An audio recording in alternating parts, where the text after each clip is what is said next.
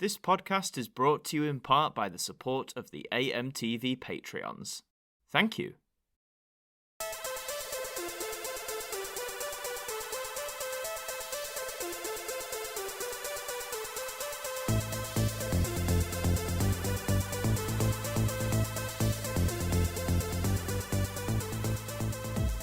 Hello everybody and welcome back to AMTV Radio. This is the podcast where I'm joined by a very special guest each time and we chat about whatever the hell we want to, quite frankly. But I'm not just joined by one guest, I'm joined by two guests today. I am joined by Christopher and Lewis from Doctor Who Adventures. How are we doing, lads?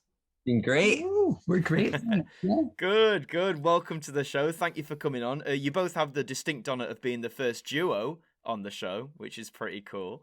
So there you go. Yeah, always nice. Three heads are better than one. And yeah, as said, you guys run the channel Doctor Who Adventures, which I'm sure some of my listeners will be aware of. But for those who maybe aren't aware of your channel, just tell us a bit about yourselves and the channel.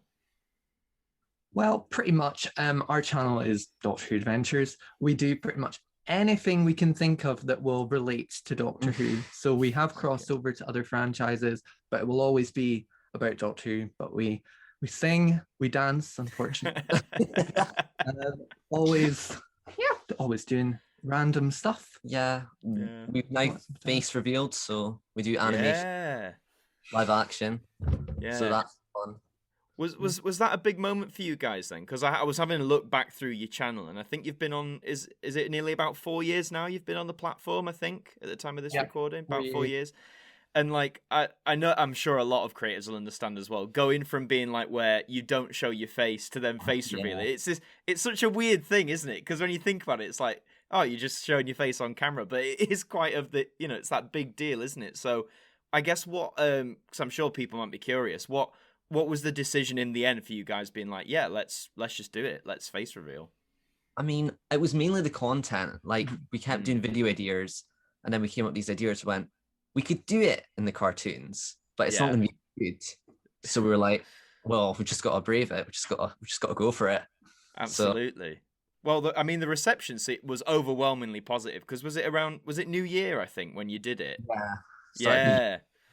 Yeah, it's exciting. Oh, well, we will talk about the content you've put on the channel, but as I said, what I like to do with all my creators that I have on, and some of them go, oh no, I can't believe you've done this, is I scroll all the way through their channel, right back to their very first video, because all of our first videos are there, and yours was quite straightforward. It was meet the creators, and it was the characters you have with the cartoons, and in a way, because I thought in my head, before I looked, I thought that the visual style you guys have, which for any listeners you should definitely check out, it's very unique, very cool, like the animation cartoon style.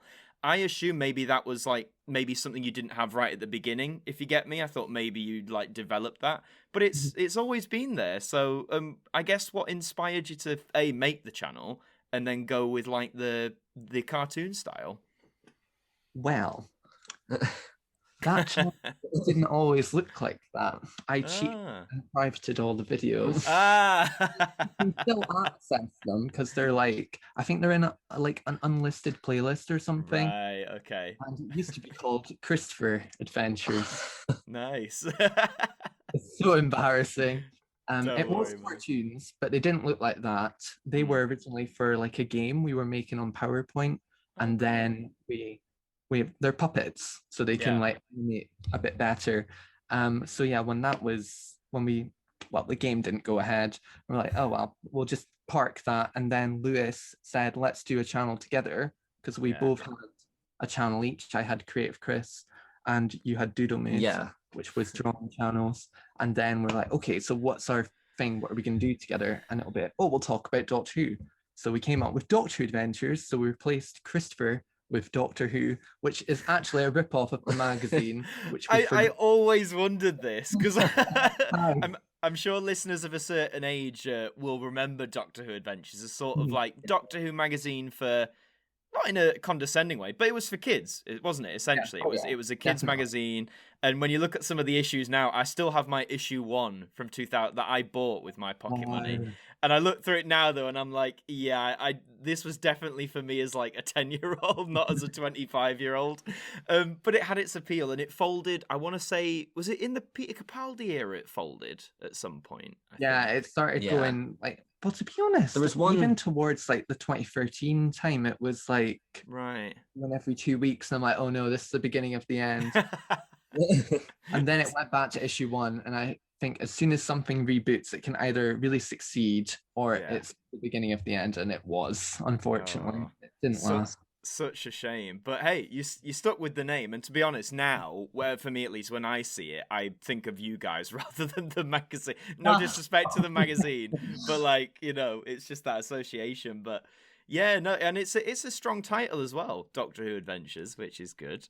And excuse me. So yeah, so you started, as you say, working together on this channel, and as you said, you wanted to talk about like Doctor Who, like anything and everything. Was that the motif, or did you think, oh, we'll talk about these specific things? Or because obviously there's a lot of, I guess, Doctor Who creatives on YouTube, a lot of great creators who do like reviews or unboxings or documentaries. So was your guys sort of thing, oh, we'll just do a bit of everything, or did you at first have like a very specific angle, if that makes sense, that you wanted to do? Well, the one thing they always say on YouTube is don't tie yourself to a niche. That's the one thing you can never do. Yeah. So we were like, we want to do a niche. We want to keep Doctor Who. But if we make it so like you can do anything with it, we'll be fine. We'll keep doing it. Yeah. And it's a pain, isn't it? That whole tie yourself. Because I mean, we all got on this platform, I think, one way or another, because we want to make content. But then YouTube is like, no, you must make one kind of content and do nothing else. And it's just, it's so tiresome, isn't it? After a while, so tiresome. But so yeah, I've always wondered as well with the cartoons then, because that is a big prominent feature of your guys' channel and the videos. Does that take a lot of time to like craft together, or has it become like quite a simple process for you both now? Well, it depends. Sometimes it's the ones you're like, this is going to take me 3 hours. That's usually how long they take, 3 hours. Okay. I am too much for perfectionist. If the line is wrong, I'll be like, oh, I'm not happy with that, so I'll have to start again. And then Lewis will come through, who is also a perfectionist. So when I'm happy, he'll be like, yeah, it's good. I'm like, you don't like it, do you? I've got to change it. Yeah. No, I admire that though, because you guys like, you get on with each other really well, which is good in a partnership. But you know, I've seen so many partnerships, whether it's family or like best of friends, and it goes, you know, and then it's very clear that. But you guys seem to have you always sort of gelled really well with each other? Oh, well. Here we go. When we were younger, we didn't. It's actually quite a nice story. It is a nice. And when we were younger, we hated each other. Absolutely hated each other. Oh, blimey. I absolutely detested him so much. I scratched him on the nose and his like artwork. And it wasn't until this kid started picking on him. No, you've missed out the big part. The reason I didn't like him, because I am a very sweet person, I like to think. And I gave my little brother a chance, even though he was taking away all my limelight. I was like, oh, well, fine. I'm your big brother. And he just reaches out of the pram and scratches my nose immediately. Such a mess. I told all the teachers. I was like, look what my little brother, look what that angelic baby you were all going, oh, did to me. So yeah, we didn't like each other. But then he started getting picked on. And I don't know why, but as a kid, I must have always thought I was the bully of Christopher. That was like my job. Right. But then I felt a bit intimidated when this kid started picking on him. So, and she was making him very upset. So she came over to this sort of gate, and I was about, what was I, like 2 or something? Yeah. I was very young, and I dropped a gate on the poor girl's hand.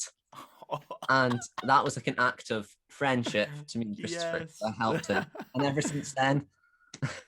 That is, you know what, that was not the story I was expecting, but I did But I did really enjoy that. That's such a wholesome story. And hey, you know, if you don't bully people, because these two, don't mess with these two, they'll come after you. Might drop a gate on you. Yeah, might drop a gate on you. So, you know, all you, the certain corner of Doctor Who fandom, you know, watch out, because we've got gates and we'll drop them on you. It as well. Yeah. It's like, oh, he wouldn't do that. He's only a little. sweet boy. Yeah. Nice. Yeah, never underestimate, you see. It's always the ones you think, nah, they won't do anything. It's the dark horse, isn't it? It's the dark horse. But that is so lovely, though, because, again, like, you know, I mean, we all see it, as you say, like, siblings, like, I guess naturally there might be a bit of... I know I had it with my brother for a time, you know, again, like when we were younger, it was like very competitive, or we weren't the best of friends. We do get on really well now, which I'm thankful for, but yeah, it's just not, and the fact you run a channel together as well is just, it's fantastic. So, what have been some of your favorite videos to make then? Have you, both of you got a particular highlight? Well, my favorite is still to this day, although it obviously I don't think is the best video on the channel, but I absolutely adore it because I think it was a turning point for the channel, is a video called Why We Can't Go Abroad, because it's not tied to Doctor Who at all, apart from the fact that we're like, the Zygons were once in Scotland, so we're going to speak about that. Then we like talk about all the countries and the fact we can't go there because Doctor Who has been to so many parts of Earth. So yeah, that's probably my favorite, because the whole presenting style and stuff, like, it wasn't presented in the TARDIS. It was a complete risk, and I knew it was a risk. And I was like, I'm going to do it, whether you like it or not, Lewis. I don't care if it kills the channel. I have to do this video. And it worked really well. Oh, good. Sometimes you got to take them risks, but yeah. What about you, Lewis? What's your highlight? I would say my one has to be the figure animation we did. What was Monster in the Mirror? Because I've always wanted to do animation, and I was actually quite happy with how it turned out. So good. Well, definitely check those videos out, listeners. I'll leave links in that. I mean, you should go and check out all their videos anyway, but you know, I'll leave those links in the description for sure. And is there, on the flip side, is there one video, not that you're unhappy with, but maybe like you sort of look back and go, oh, Chris is nodding already. So I know exactly what it is, because it's our top video. Oh yeah. Every TARDIS ever. Theme of my life. We don't speak in it. It does not represent the channel. It's an infographic, and it's wrong. It's wrong. All the comments are like, "That's not the right TARDIS." I'm like, we know. Man. No. That's always the way, though, isn't it? It's not on my channel anymore because I had to delete it, but. In the early days, when, again, I was clearly very lazy, I'm a big Who Wants to Be a Millionaire fan. And at the time, there were certain, like, games, like, important games in, like, the US version that hadn't been uploaded to YouTube in full. So I was like, I'll do that. It's very lazy. It's not transformative. They had every right to demonetize me, whatever. But it had, like, nearly 3 million views. And I'm like, why? Like, don't watch this. Like, watch all the stuff I put effort into. It's that cycle. It's like I say, it's always the one. Would you say that as well, Lewis, that one? Or have you got a different one? I think that one's not too bad, because it's the top, so you kind of like it a little bit. I don't. Oh, right. Try dealing with the comments. And one that's quite irritating is the exterminating different languages. Very similar. Ooh, okay. Yeah. And because it's different countries, and we use Google Translate. Yeah. Some people didn't take very happy. Like, for instance, Germany, the Daleks go exterminieren, but apparently that's not right, and I didn't put that in. I put in like a different one, and then oh god, it's like, oh, it said exterminieren in the show. I was like, oh, it's like, oh man. It's mad. YouTube commenters are so funny, aren't they? Like, they'll pick out the most individual, like, tiny little thing you might have said. Like, but do you find comments like easy to, like, just, I guess, sort of brush off? You know, you don't really take them to those sort of comments. I mean, we thought we'd get them a lot worse. Like, we were prepared for hate. We're like, right, we've got strategy. This is it. And then we're actually really nice, and we're like, oh, like, yeah. I'd say we've got a really, really sort of inclusive community, and I was certain that we, like, eventually it would dwindle away, but like, since we passed like 1K, there probably even nicer. I don't get it. And like that's good, man. Keep fostering that. That's what you want. That's exactly what you want. Yeah, and fair to say, at the time of recording, you've recently passed 2K, so congratulations for that. Onwards and upwards. Yeah, that's fun.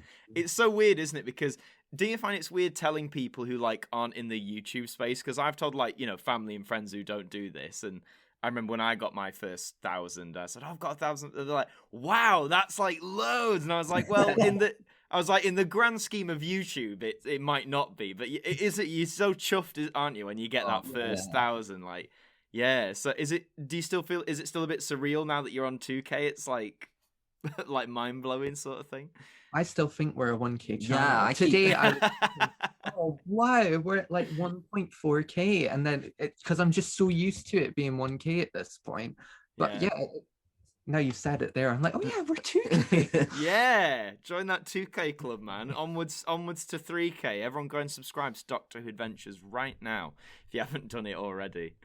Oh, absolutely, it's brilliant. And so one series on your channel I wanted to touch on, because I think it's a really great concept, and it's a really, I think, like you said, it really builds on that whole inclusive community that you guys have got going on, is your Amazing Creators series, in which you highlight a creator within the community, showcase their work, and I love that you make a cute little animation for them as well, which I know the creators adore. They're like, oh my goodness, it's like a top honor. But no, yes. So what inspired you to do that then? Because I guess you're essentially shouting out the work of other creators. Well, pretty much Amazing Creators has been around from the beginning, because we were uploading quite a lot in 2017, and I refused to talk on the channel. Lewis did. He betrayed me, but he spoke on the channel. I was sure that when we came back in 2018, we would start speaking more often, but we needed them type of videos that we knew would kind of like hold a week, but would still be a nice video to have. And I'm like, oh, I'm trying to think. And then all of a sudden, when I was watching, because it was Doctor Puppet was first, nice. I'm like, we need to do a video doing this. And it was originally going to be like a quick quiz of all the like Doctor Puppet videos and stuff. And I'm like, no, I think we should just devote the whole video, because we're still quite a young channel. We'll get away with doing a series like this, where we just shout it out.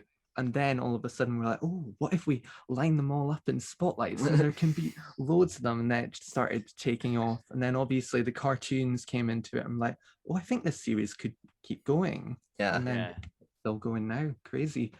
I just think it is wonderful though, because some people, I think I've been doing this now for, well, on and off for nearly 10 years. And I think there was a point, I'd say a few years ago, not just in the Doctor Who community, I mean like in the widescape of YouTube, where I don't know what it was, but it was like no one wanted to like collaborate, no one wanted to boost each other's work. And I just think the Doctor Who community, I think, is good for that in general. Like, it's always been good at bolstering the work of other people. But I just think it's so nice that, as you say, like as a younger channel, you do something like that, because I think there's no harm whether you're a big creator or a small creator to shout out the work of people you admire, And I just think it's a really great concept, and I look forward to seeing other creators who put. I just say I love seeing the little cartoons, and I know they do as well. It's so surreal, and obviously they've become box buddies now. Some of them, where you can print them out and make them. How did that come about then? Did you just think, hey, we can make these for real? It seems crazy that they actually agreed to it, to be honest, because I'm like, would you want like a mini you in someone else's house? Paper? Like, is that a bit creepy? So I wasn't sure how it would go down, and then we're like, well, do you know what if we got to lose? We did it, because that's pretty much been our excuse. All the risks we've taken, is like, we're still young and we'll get away with it, hopefully. I like it. No, I think sometimes you just have to go for it. You don't know if you don't ask. So it is very much that mantra, I think. But I mean, your channel is Doctor Who Adventures, so I have to ask, lads. This little sci-fi show, Doctor Who, we all may have heard of it. It's not that big. But what got you both into the franchise? I guess, like, where did you both start with it? We started from the start of the revival, because I still don't know to the day how we knew, but our dad wasn't like a huge fan of it, but he did like Doctor Who when he was younger. Yeah.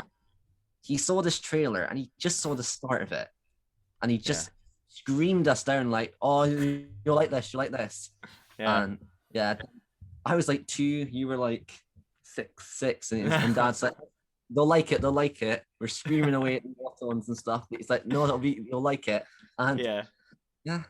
I know that's crazy, man. It's funny how loads of us, of course, jumped on the revival. It's just it's so nice hearing different people's stories, but it seems to have been like that trailer. It was that trailer that everyone's like, mum or dad was like, "Oh, you'll like this," or "You'll want to see this." So big shout out to the parents listening, because you helped us massively. And it was every episode from there. Then you were hooked right from the get go.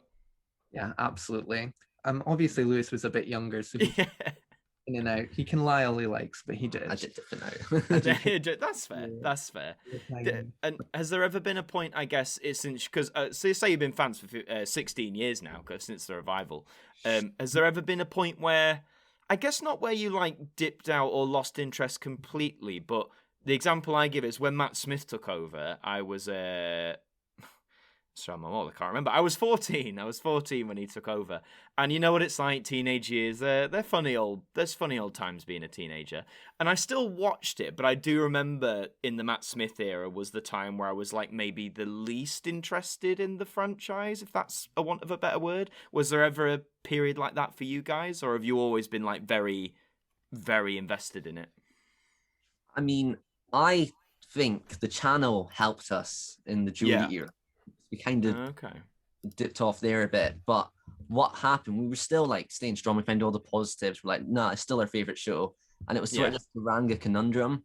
It was a guy like, oh, Saranga conundrum.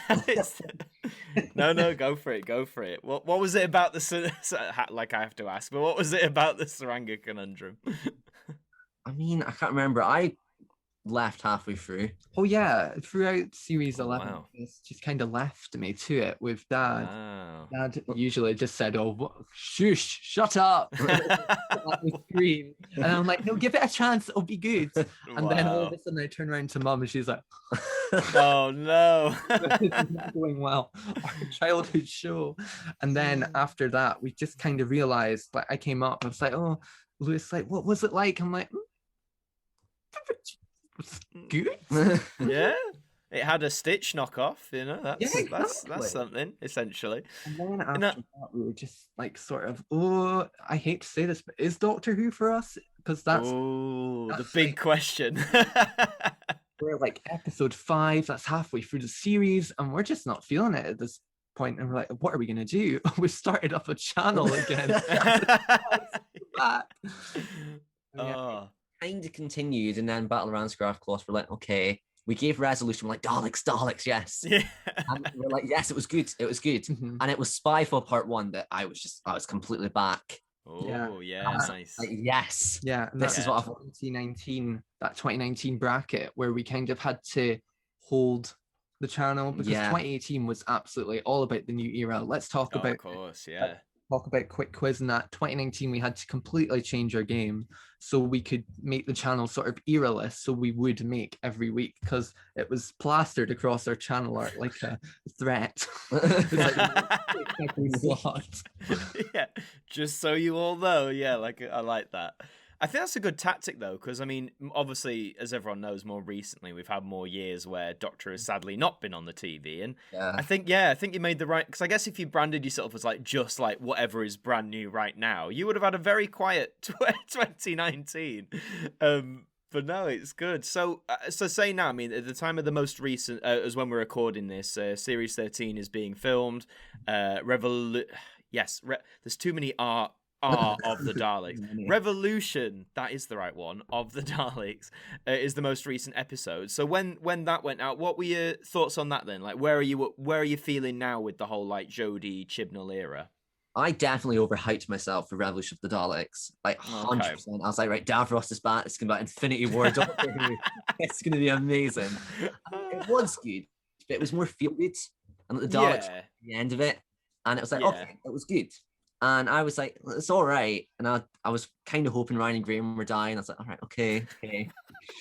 This is the only show where you could get away with that. I was kind of hoping Ryan and Graham were dying, but but no, I get what you mean. That was a big thing, wasn't it? Everyone was like, I swear, without like no evidence of proof, it was like everyone's like, they're gonna die, they're gonna die. It's like, where's the evidence? And then when they didn't, it's like, okay. I mean, I personally I don't know about you guys, like when I saw it and they just left, I was like, I kind of liked it only because I think everyone else from I don't know, I guess like Donna onwards had like a big emotionally draining end, which is great, but I just think, and especially Moffat, God love him, he liked to kill his companions off, the sadistic man. So I don't know, I kind of like the fact they didn't die in the end. Or I do now, but at the time I was like, come on. Oh, for God's sake, The reason I wanted it to happen was the same. I see it in like the reviews and stuff, and I look back, I completely lied in the reviews. Said, "Wow, what an amazing episode!" I don't lie now, just to be. No, that's fair. Tell the truth. Yes. Like resolution. And I'm like, that Dalek better do something horrible because that Doctor is way too happy-go-lucky, and we need something horrible to happen so we can even balance it. Yeah. And then obviously she was horrible to the Dalek, and I'm like, yes, that's the type of Doctor we need. And then I was like, wow, if Brian and Graham die, well, there's no logic between the character being like, wow, fam. Yeah, but that didn't happen. I'm like, could you imagine that the Doctor emerging in Darling ship being like, "You killed my fam"? Like that'd be weird, but also really cool at the same time. They teased us as well, like literally in everything. Ryan, they go to the ship and like, oh, they're gone. I was on my chair like, this is it, this is happening, and then they just get back safe and sound. They just get back, I was surprised at that, like the whole when Jack's off to the ship and they're like, oh, we'll go with him, and this is like apparently Death Squad Dalek, like this is 0% chance of, and Doctor's like, yeah, go with him if you want. Like, it's fine, and the Daleks are still the worst. Well, they've become worse shots as like the whole franchise. Because if you watch the 60s stuff, they're for the most part they're pretty accurate with their shots. Obviously, when it's not the main cast, because convenience. But even now, I find in the Moffat era, and then now that Resolution actually, that army scene was pretty cool when it just destroys everyone. But the Moffat era in particular, apparently the Daleks just forget how to aim, apparently. But no, right, okay, so would you say for series 13 are you both optimistic? Are you a bit like, what are your feelings at the minute for series 13? I think we're quite excited. We don't want to get too excited. We're kind of like, it'll be all right, so it'll boost us up. That's what happened with Spyfall. So we're kind of acting like we're not that excited, but I think it is going to be quite good. Yeah, that's the best advice I would say. With this era especially, if you're not a fan of the era, I would say think it's going to be absolutely rubbish, and then you'll be like, wow, that was a lot better than I thought it was going to be. Yeah, and I you sit down before it starts, and you're like, it's probably not going to be that good. And by the end, you're like, oh my god, I can't believe that just happened. Yeah, would you, based on what you were saying then, would you want, obviously we don't know at the minute, but would you hope Jodie's Doctor gets a bit, I know it's a cliche phrase, but darker? Yes. Yeah. Unanimous, yes. Yeah. No, I'd agree. I hope it's not too big of a tonal shift, in Peter Capaldi's first and second year, where Series 8 he's very gruff, he's very rough and ready, and then Series 9 he's Series 9. But I hope it's not that sharp of a shift. But yeah, I do want to see more of a dark side to Jodie's Doctor, and there's a lot of rumors going around. There's a lot of leaks and rumors and this, that, and the other. But just off the top of your head, do you think this series is Jodie's last? Yes. I said that from the beginning. I was like, Series 13, they would be stupid not to get rid of the 13th Doctor on Series 13. And Series 14 would be the 14th Doctor. Imagine the marketing team. Yeah, if they're awake. Do you think this era, I mean, I know it's been talked about before by a lot of people, but do you think this era hasn't not been marketed at all, because it has, but it hasn't maybe had the same attention as the previous New Who eras have? Yeah, I think all they need for us is episode wallpapers. We get that. Oh, Fine. but yeah, That's all we need.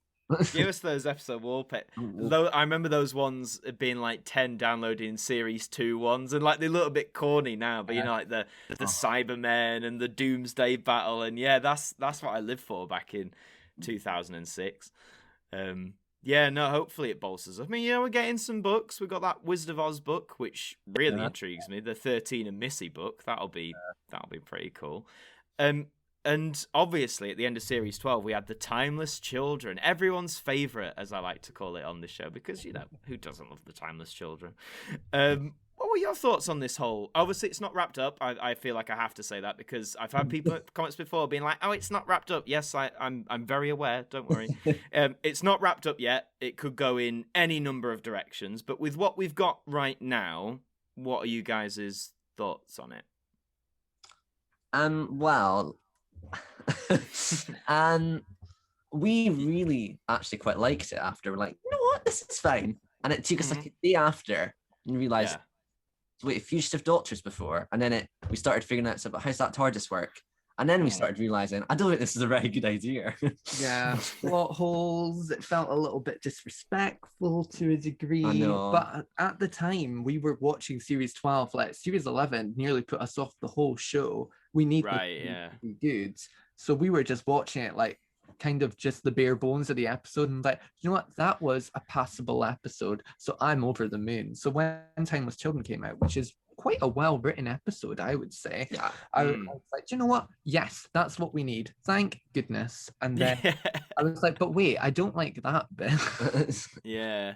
I it's a weird one, isn't it? Because like you said at the time, I did actually really enjoy it on broadcast. I was like, I dig this a lot. I think I'm trying to say to myself, like, we do really need to see where this goes before I can be like... And I know people say, like, oh, we've got to judge what's there. And I'm like, yeah, I get that. But at the same time, it's like, you've got this whole thing with the division that may or may not be answered. I just hope it does get answered, because I'm not going to lie, Revolution of the Time...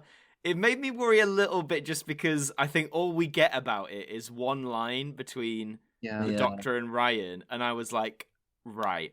Okay, so we're not doing this now. Fair enough. It's a New Year's special, whatever. But yeah, I just hope in Series 13 it's not, you know, like completely abandoned. We never hear about it again, because I think then, yeah, it is a bit like you've opened this big door and you're not stepping through it. Yeah. So, exactly. But hopefully they will. What have you guys had any thoughts about what you like if you were in Chris Chibnall's shoes? Good luck, and first and foremost. But have you got any ideas on where you take this whole Timeless Child story arc? Or, I mean, I would, if I was having to go after Chibnall, and he just left like that, I would make the Doctor absolutely hate it and almost make like an ongoing joke about it. It's okay. Like, the Time Lord is like, oh no, I'm not, and stuff. I think that would make it entertaining. Yeah, but no, I like that. It's like the Chosen One thing in Harry Potter, where he's like, I am the Chosen One. She's like, but I am the Timeless Child. Yeah, it will be really interesting to see if future showrunners retcon this, because it would be, I don't know, it'd just be weird. Well, we just have to wait and see. Who knows? But yeah, I guess that leads me into my next question, which I do like to ask guests as well, is if you were in charge of the franchise, what would you have you had any thoughts about what you'd want to do with it as a whole, like direction or any ideas or an actor you'd want to cast if you had that power? Well, once again, thanks to Doctor Adventures, we have thought about this, and it's completely ruined our life. Oh, no. I've planned 5 years worth of a show, and we're not. Yes, that's what we're not telling anyone. In case that's fair. That's a good plan. That's a good plan. It's probably not going to happen, but that feeling that one could rip off our idea, it used to happen to me all the time when I was little. I was seeing Doctor Who episodes. I'm like, I've already thought of that. How did they find that out? How do you? I thought about that the other day as well. I think I was doing what was the story about? It was something about the Valyard, and I was like, oh my god, this is such an original concept. And then someone on a forum was like, yeah, Big Finish have done this. And I was like, of course they have, because they've done everything. So No, it is tricky, isn't it, to think of a, I guess, original idea for the show now. But yeah, keep your secrets to yourself, because you never know. I bet, little Chris Chibnall, when he's on Open Air in 1986, that everyone memes now, I bet he didn't think he was going to be showrunner, and here he is. I do feel for him, though, because that old clip of him gets... I know it's not aged well. It's not aged, because once you say it's like, oh, the story's a bit bland, or it's a bit paint by numbers, and now people are like, that's funny, that. But yeah, I don't know, man. I find this era really fun for me. Yeah. Like, it's not one where I feel like I have to engage my brain much, and I don't mean that in a bad way. It's like I can just sort of sit back and be like, yeah, they're having an adventure, and it's a good time. And yeah, there are the tricky ones, like Saranga Conundrum, and what's the other one? Oh god, yes, that's you knew straight away before I even said it. Honestly, but I mean, I even don't mind like things like Orphan 55. Apart from I think they preached it a little. Oh, Kindreds, there you go. Yeah, I mean, I think they preached the message a little too hard, but like on the whole, I don't think it's a bad episode. Exactly really. The same opinion. Thank you. I think are you the first? You might be the first that I've discussed this with on the show where you actually don't mind Orphan 55. We don't mind it at all. It's sort of all about pacing for us, and Orphan 55 was quite well paced. I know everyone says it's badly paced. I'm like, well, I don't know. I was entertained. There wasn't a bit where I was like, okay, let's see how far through we are and how long we've got of this episode. It's the worst thing, isn't it? That when you have to look at your watch or like you're checking your phone, being like, oh, what time are we on now? How long have we got left? That's the worst. Yeah. The worst feeling. It was the opposite before. Like, you'd always be like, oh, what time? We've only got 5 minutes to go. Like, Moffat, you're like, how's he going to do that? I had that back in the day with the Stolen Earth, and David Tennant gets shot. And I remember looking at my watch and I was like, but there's 2 minutes left. What's going to happen? And then he regenerates. And it was like, oh my God, like screaming away. It's just, there's cliffhangers like that, isn't there? Where like, you remember the first time you watched it, and they're still good now, but it will never be like that very first that very first time seeing it. Like, just special, man. But on Orphan 55, and this might be your choice, but one thing I like, listeners might know this, I like to ask some guests, is in the Doctor Who fandom, everyone has an opinion about an episode. That's a given. Some positive, some negative. But is there a story that, when you've looked into fandom, that you guys love, but you think the majority of fandom is like the opposite? They're not maybe as much of a fan of it. Orphan 55 could be an example, but... Oh, you go on. My favourite episode of Doctor Who, I absolutely love it. I'm not saying it's the most well-written thing. It's not better than Heaven Sent, but it's my favourite episode. Yeah. Daleks in Manhattan, an evolution of the Daleks. Nice. Good choice. Good choice. That is, I've always loved that. I don't understand the dislike for it, to be honest. I think it's really good. The amount of people saying, "Oh, the Daleks wouldn't do that." I'm like, it's the cult of Scarrow. Yeah, it's like they're meant to be different. Yeah, absolutely. That's a solid pick, man. What about you, Chris? You got one? I'd probably be the same. Daleks in Manhattan. Yeah. Solid episodes. Yeah. I've never understood it. In fact, we didn't actually know it was a bad episode in people's eyes. We went to like Twitter and stuff and like, oh yeah, Daleks in Manhattan, that's rubbish, isn't it? I'm like, what? Yeah, excuse me? Yeah. It's so bizarre. But is there one on the flip side then that you would think is overrated by fandom? We think Blink's overrated. Well, to a degree. We did. I've watched it now because I've grown up a bit. Because when I was a kid, I watched it. I was like, where's the Doctor? Who's this Sally Sparrow person? I was like, what's going on? Yeah. I was furious. I was like, he's just on a TV. Yeah. But now I thought that too. You watch it and you're like, oh, it is actually well written. It is good.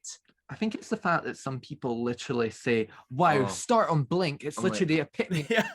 It's like, no, don't start on Blinks.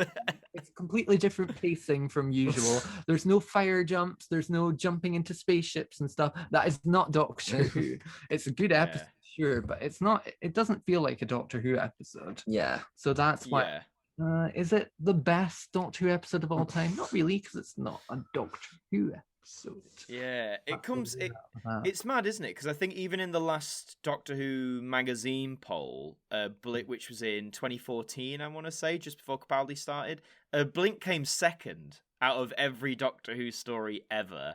The first position was Day of the Doctor, and to be honest, I love Day of the Doctor, but I only think that got there because we just had the 50th anniversary. We were all a bit hyped. Oh, it's a 10 out of 10. It's the best thing ever written. I don't think Day of the Doctor, if you did that poll now, I think it might still be top 10, top 20, but I don't think it'd be number one. Yeah. But yeah, it's curious what would be. I'm surprised they haven't done it yet. But yeah, so what do you think about... Sorry, I'm going off on tangents now, but I've just thought of it. Love and Monsters is one that I remember even back in 2006 amongst my friends in the playground, because you know when you're kids, I guess generally positive towards a show like Doctor Who. But even back then, we were a bit like, nah, that was a bit rubbish. But recently, people seem to have really turned around on it and really started to like it. So, what are your thoughts on that one? I kind of go through phases. I'm like as a kid, again, Doctor wasn't there, hated it. But I was like, now there was one point, I think like 2 years ago, that was my favorite episode. And I'd watch it like non-stop like, every day. I was like, oh, yeah, I love this. Yeah. Now I kind of watch it. I'm like, it's good, but like, it's no Daleks in Manhattan. Yeah, the far superior story in the David Tennant era. Yeah, I'm baffled, man, that people... I mean, it's got the Cult Skaro, it's got the Sek hybrid, it's got everything. Yeah, everything you want. It's got Martha Jones, who's like kick-ass in everything she does. Yeah. No, Series 3 is a funny one, because, again, people either seem to say, like, that is the peak of New Who, and then some people are like, no, this is, like, the worst thing New Who ever did. I'm trying to think of a season more. Well, Series 7, I know there's fans out there, you know, good for you. I'm happy for you. It was, I mean, I don't know about you guys. I thought at the time that it felt such like a disjointed season. It felt like it didn't know what it wanted to be. Mm-hmm. And then everyone's like, oh, themes, man. It's all about the themes. But yeah, I don't know. What did you think? I didn't really like it getting split in half. I didn't like that with Series 6 either. It's a weird thing. It kind of worked because the snowman was in the middle. However, I'll never, ever let Stephen off for not having the snowman Clara as the companion. That is... I know.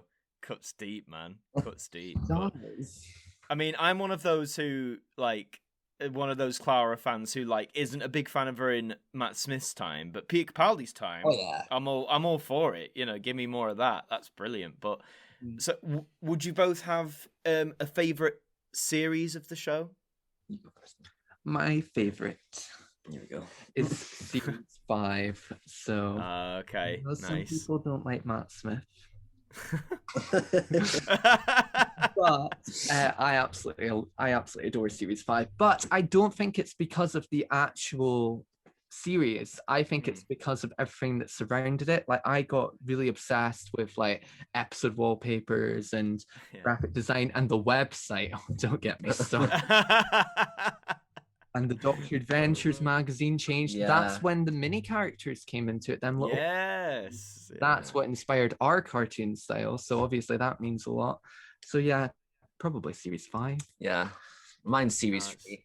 3, nice, yes. Series 3 for each. God, 2007 seems like such a long time ago now. Like it's honestly crazy, and it did so much. Like the when the Master came back, I was like, oh my, because I delved into a bit of classic Who by this point, so I was like, I know who this is, and everyone was like, who's this? I was like, you don't understand. Like, just big series.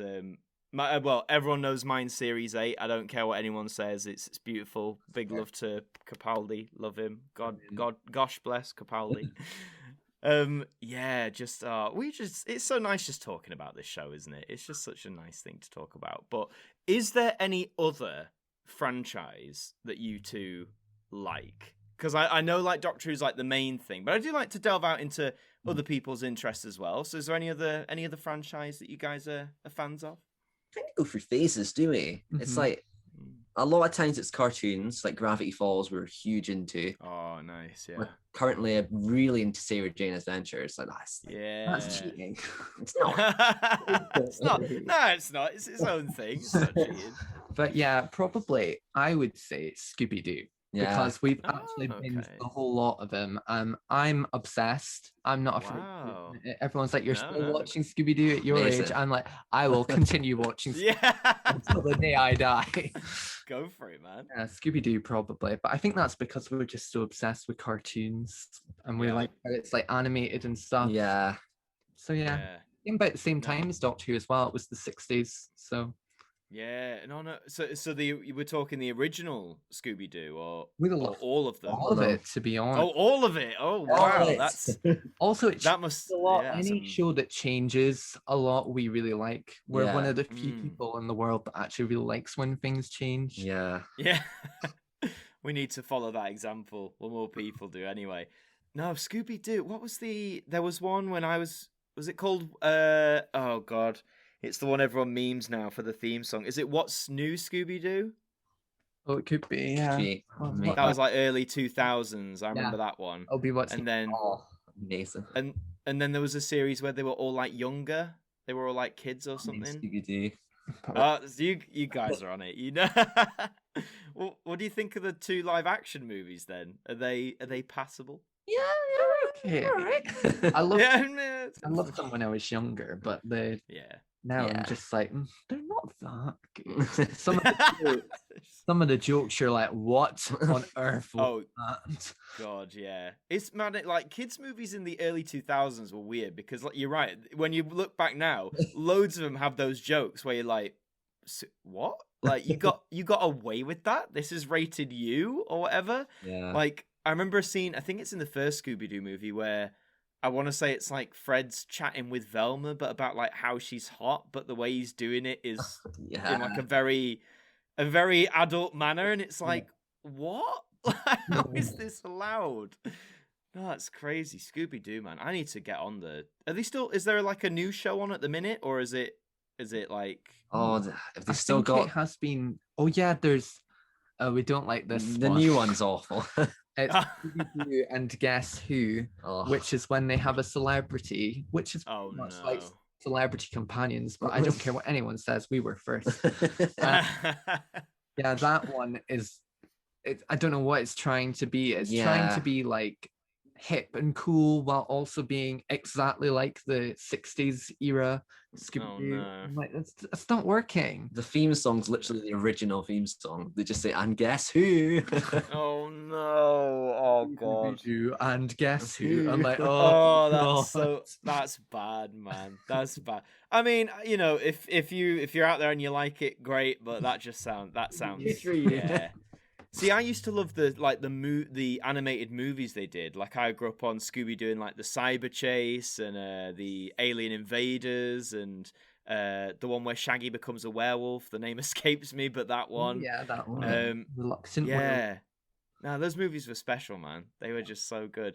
But it's funny, isn't it? How to us though, like this new show. I mean, yeah, I agree. It sounds like cringe, but I remember like seeing when with Thomas the Tank Engine when they made that like all 3D and when they actually made their mouths move, and I was like, no, this is wrong. This is not Thomas. And then I was like, Adam, like you're a teenager, get over it. Like, I guess it's that thing, isn't it? It'll always change, and it will be for someone else. I guess like.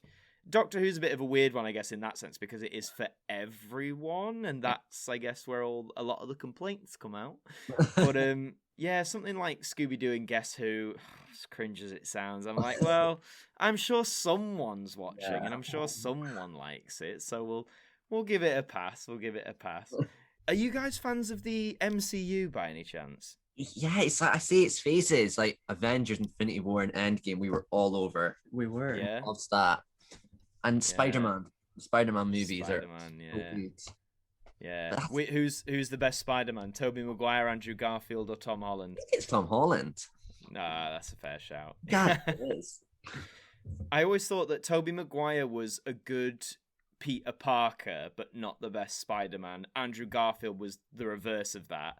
And then Tom Holland sort of has the best of both worlds at the minute. I probably agree. Yeah. Oh, No Way Home, December. It's coming. It's coming. Oh, can't wait. Are you excited, or are you a bit like, oh, what are they gonna do? I don't really know, to be honest. I mean, how are they going to do it? Especially when it was pretty obvious what the second one was going to be about. Yeah. Yeah. I won't spoil it for anyone. Yeah, you need to watch it if you haven't seen it yet. You need to catch up. But the third one, I don't know. Yeah. I haven't been like looking into what it's about at all, so I don't really Isn't there know. like a rumor that all the Spider-Mans are coming back? Oh yeah, like the multiverse of Spider-Man or something like. Which, you know, it's one of those ideas. It's like when people say get all of the surviving Doctors back. It's like that sounds great on paper, but yeah, I know.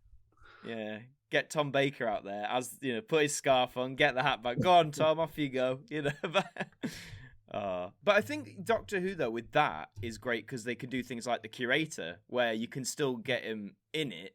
Just as do you think that's the way forward for future multi-Doctor specials, where you maybe, because you know none of them are getting younger. That's just the reality of life. Yeah.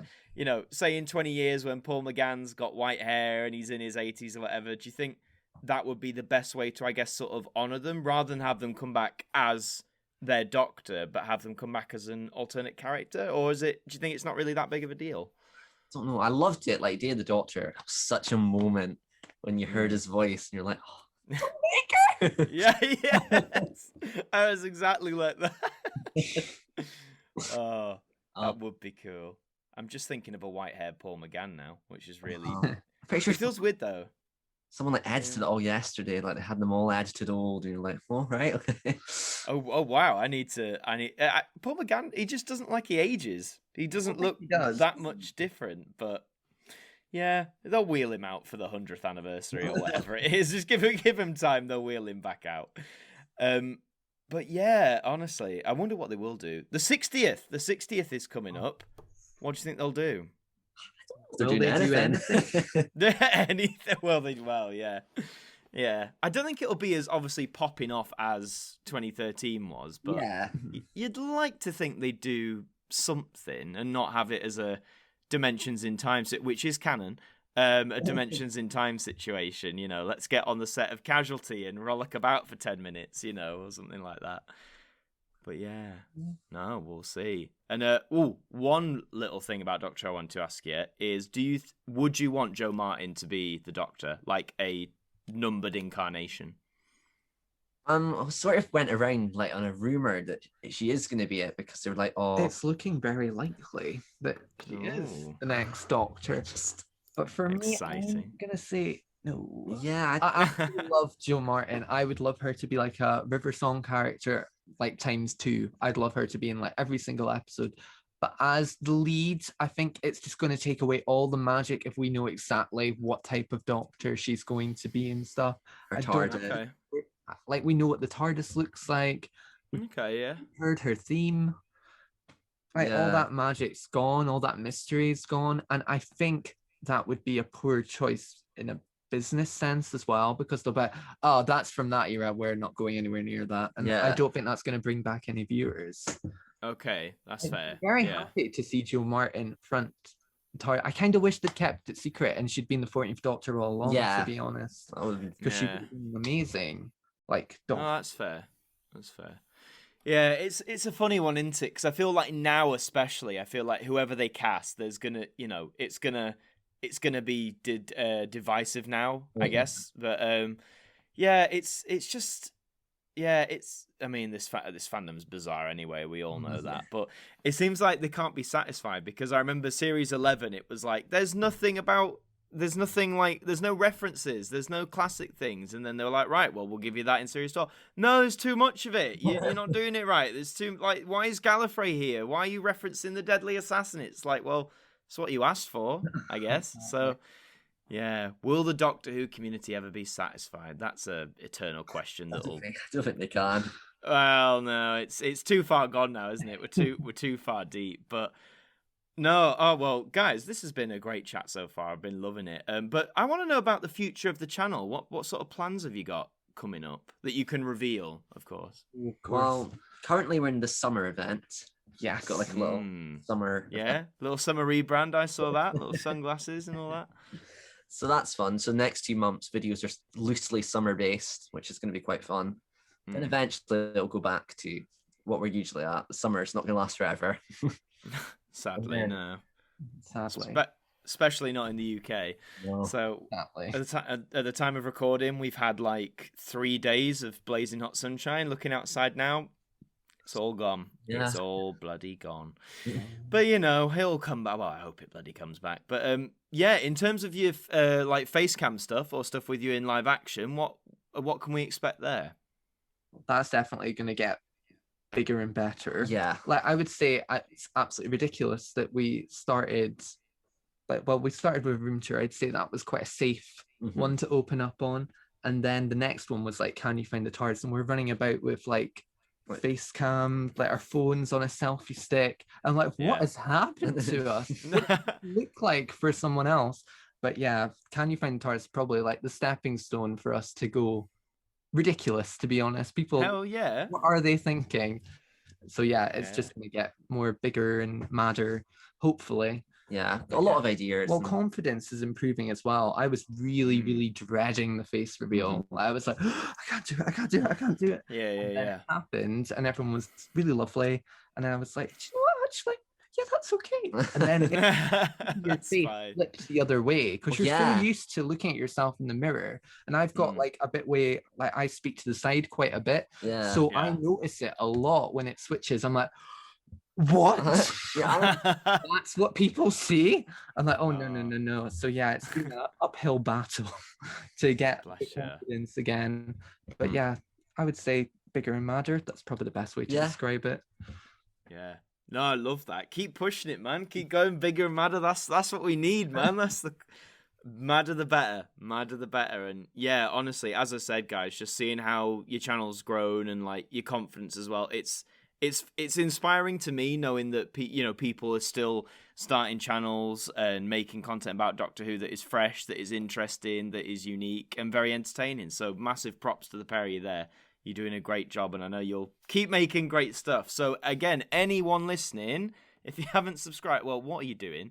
Go to YouTube right now, subscribe to Doctor Who Adventures, go and follow these two on social media as well. But I'm gonna stop talking. You guys, before we round off, feel free to shout out whatever you like. If you want to do it, or shall I? I think you do. I knew you would cop out and leave it to me. So yes, on YouTube, that's probably the best way to find us. That's Doctor Who Adventures, aka the magazine. So it's easy to the channel of the magazine. But we didn't rip it off on purpose. It was an accident. It's fine. Pretty much anything Doctor Who we will do. Like things that aren't in our comfort zone, we are doing. We didn't want to face reveal, and we've done it. So there you go. We will do whatever. On Instagram, it's Doctor Who Adventures YT. Our socials right now are probably best on Twitter. That's where we're most active. I'm at Creative Chris 37. Lewis is at the Loopy Lou 42. Someone took Loopy Lou 42. I don't know why. And always the way. And probably the last one to plug is Box Buddies, which is our merchandise, and it's free. Free and we it that way. Everyone loves free stuff, right? I dig some free stuff. No, well, thank you for doing that, guys. And honestly, go and check these guys out. It's content that will really make you smile. It's really going to entertain you. I know it does to me. So yeah, just go and subscribe to Doctor Adventures. And just to ask, Chris, is 37, is that your lucky number by any chance? Or favourite number?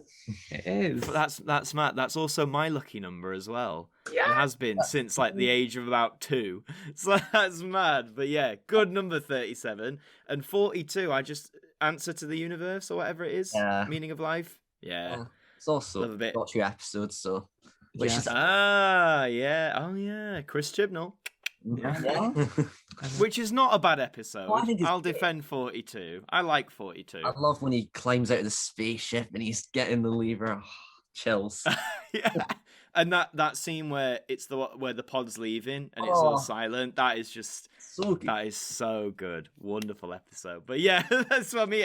I chat with Doctor Who about people and I'll be like, right, we're closing up. Oh yeah, but remember this, and then just go back on again. But no, that was absolutely fab. Well, Chris and Lewis, thank you so much for coming on today. It's been a blast to chat with the pair of you. I've wanted to for a while because I love the work that you guys do. It's wonderful. Thanks. And yeah, no, it's been a pleasure. So I've got to remember my things now. If you're watching this on YouTube, cheers. Appreciate it. Give it a like, subscribe for new podcasts as well. Let us know what you thought in the comments. As I mentioned, subscribe to these guys too. You can follow me on Twitter, Adam Martyn AMTV, for my daily ramblings. They really are ramblings, but that's what you're here for, I guess. So, and if you're listening to us audio only, hello.